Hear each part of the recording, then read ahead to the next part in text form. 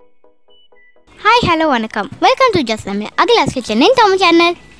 இன்றைக்கி நாம் ஒரு சூப்பரான ஃபிஷ் ஃப்ரை தான் பார்க்க போகிறோம். எப்போவும் ஒரே மாதிரி ஃபிஷ் ஃப்ரை பண்ணாமல் வித்தியாசமாக நம்ம பண்ணோம் அப்படின்னா வீட்டில் இருக்கிறவங்க ரொம்பவே விரும்பி சாப்பிடுவாங்க. ஆமாங்க, இன்றைக்கி நம்ம பார்க்க போகிறது கருவேப்பிலை மீன் வறுவல்.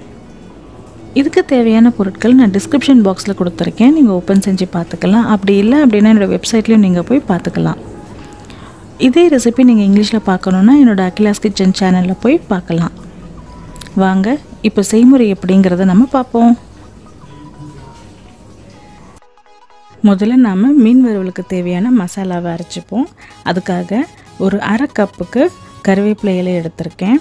கூடவே 1 டீஸ்பூன் மிளகு, அரை இன்ச் இஞ்சி, அப்புறம் ஒரு 5லேருந்து 6 பூண்டு எல்லாத்தையும் எடுத்துக்கலாம்.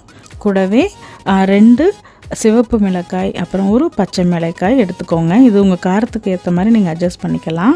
இப்போ இது கூட ஒரு அரை டீஸ்பூன் சோம்பு, அரை டீஸ்பூன் மல்லித்தூள் அதாவது தனியாத்தூள், 1/4 டீஸ்பூன் மஞ்சள் தூள், அரை டீஸ்பூன்லேருந்து 1 டீஸ்பூன் அளவு மிளகாய்த்தூள், அப்புறம் தேவைக்களவு உப்பு, ஒரு அரை எலுமிச்சம்பழத்தை அதோட சாறு நல்லா பிழிஞ்சு அதையும் சேர்த்துக்கலாம்.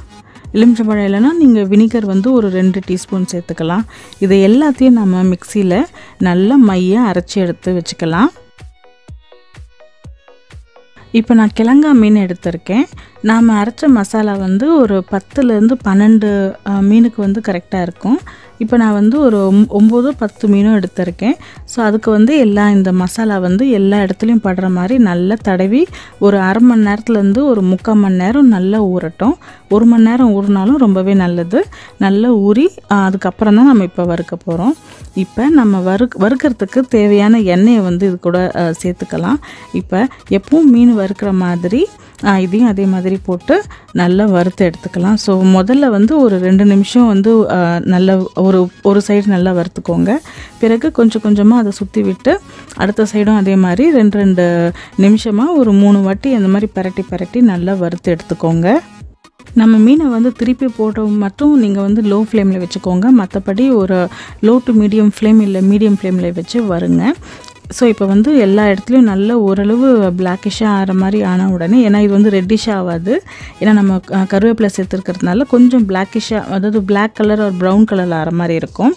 ஸோ அந்த மாதிரி சமயத்தில் நீங்கள் மீனை எண்ணெயிலேருந்து எடுத்து எண்ணெயை ஃபில்ட்ரு பண்ணி எடுத்து வச்சிடலாம். நீங்கள் கருவேப்பிலை சேர்த்து வறுக்கிறதுனால நீங்கள் ரொம்ப நேரம் இது வறுக்க வேண்டாம். வறுத்தீங்க அப்படின்னா கருவேப்பிலை ஒரு மாதிரி கசப்பு தன்மை கொடுக்க ஆரம்பிச்சிடும்.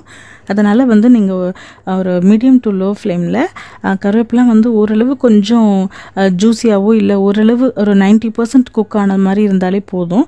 மீன் உள்ளே குக் ஆகிடும். ஏன்னா மீன் எப்பவுமே சீக்கிரமாக குக் ஆகிற ஃபிஷ்ஷுங்கெலாம் மோஸ்ட்லி சீக்கிரமாக குக் ஆகிடும். அதனால் கருவேப்பிலை ரொம்ப கருக விடாமல் ஓரளவு நீங்கள் பண்ணிங்கனாலே கரெக்டாக இருக்கும். சாப்பிடும்போது அந்த ஜூஸ், அந்த கருவேப்பிலை ஜூஸும் சேர்ந்து வர மாதிரி சூப்பராக இருக்கும். அவ்வளோதாங்க, நம்முடைய சூப்பரான கறி லீவ்ஸ் ஃபிஷ் ஃப்ரை ரெடி ஆகிடுச்சு. நீங்களும் இந்த வீட்டில் செஞ்சு பாருங்கள். செஞ்சு பார்த்துட்டு உங்களுக்கு எப்படி வந்தது அப்படின்னு சொல்லிட்டு எனக்கு கமெண்ட் பண்ணுங்கள்.